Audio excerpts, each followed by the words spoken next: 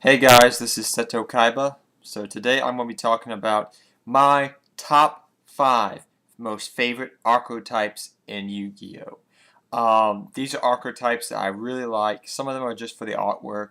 Some of them I just purely love, and I think they're just such a fun archetype to play. And some of them I'll just explain all my reasons why they're my favorite. But let's go with number 5 right now.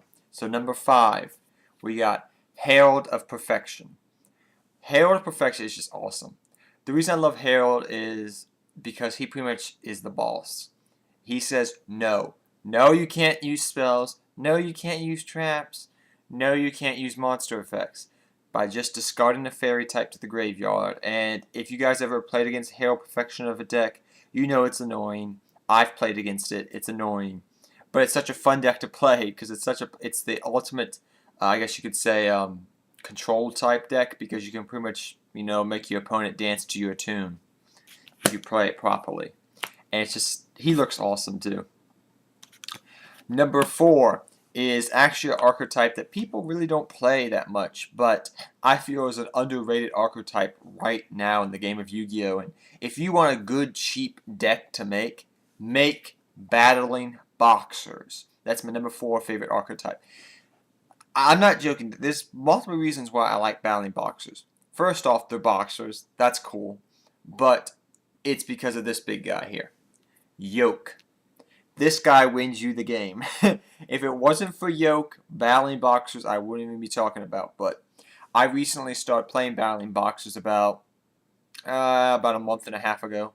After Tekken came out, I heard about the archetype. It's like, oh, it's boxers. Let's go see what they did here. And I started building the archetype, building the deck, cobbling it together, making the deck and everything, putting some blasters in there, and the deck was going against freaking some good decks out there like Six Samurais and Dark Worlds, and it was going toe to toe with them, and they were like, "Damn you, damn you! I can't do a dang thing." Because you kept making yokes, and they were like, well, Grapher pops, okay, get bigger. Grapher pops again, make it bigger.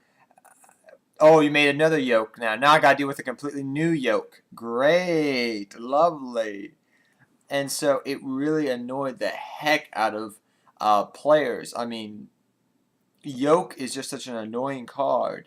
You target him by monster or card effect, you just detach and he gains 800 points. After one detachment, his life points go up to, his attack goes up to 3,000. With another detachment, he goes up to 38. And so if you run your lances and everything, this guy gets just, it's a big meat beat stick. And the archetype is good in general, I feel. And I see a lot of untapped potential in this archetype. Yes, he may be a rare, and that, you would think, well, a cheap deck like this could never do good. It can do good. I wouldn't be surprised if eventually somebody made battling boxers top at some event throughout in the world. I wouldn't be surprised at all. Not that many people play it, but it's such an underrated archetype. And I think it has a lot of untapped potential possibly. That's just my opinion from playing the deck for about a month and a half. Number 3, now you may think this one should be number 1, but for me it's number 3 because there's 2 more favorite ones above that. The Blue Eyes archetype. Now this is one of my original Blue Eyes I have from the original Kaiba deck, and I love Blue Eyes. Hence one of the reasons why I chose this name, Seto Kaiba, as my screen name is because I've always felt a connection with Blue Eyes. And when I heard that he was getting a structure deck about a year ago, it feels like, I was so excited. I literally jumped for joy. I was like, Blue Eyes is getting support. I can play my Blue Eyes White Dragon now. And I can't wait for the structure deck to come out. I am so excited. I'm like a kid at Christmas time right now. I will be there the day it comes out probably and buying it and making the deck because I've been waiting for support from my good old Blue Eyes. Number 2 on the list. One that you probably guys, some of you guys actually hate. Six Samurai Shien. Yes, I love Six Samurais. The reason I love Six Samurais is mostly because of history. If you guys don't know me, I actually love history. Hence, one of the reasons why I actually have this book right here, The Art of War by Sun Tzu. Even though he's Chinese, but I love studying warriors and ancient history and stuff like that. And Six Samurais are the epitome of that because they're ancient warriors that I just love talking about all the different things like Bushido and all that, and how they made that, they put all together to a great archetype. And I've been playing Six Samurais forever. Since before we had game, back when we had, just the original legendary Six Samurais, and they're good, and it's just such a fun deck to play still, and it can still be competitive in some aspects because they can do so many different things. They can make Beast, which can stop spells.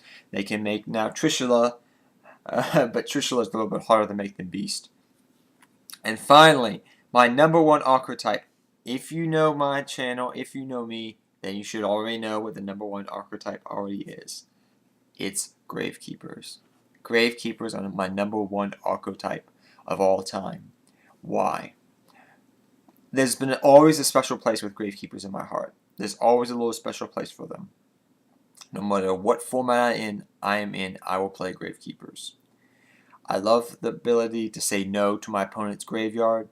I love Visionary. I love Descendant. I love that their history, just like I love my Six Samurais. But Gravekeepers was their first historical deck I actually played. Six Samurais came a little bit later. And they've always held a special, special place in my heart. And I just love me some Gravekeepers. They're so awesome. So those are my top 5, guys, favorite archetypes of all time. Tell me, guys, what is your favorite archetype that you like playing with? What is your favorite? I look forward to seeing your comments down below. And until next time, everybody, take care, have fun dueling. Seto Kaiba, I'm out of here.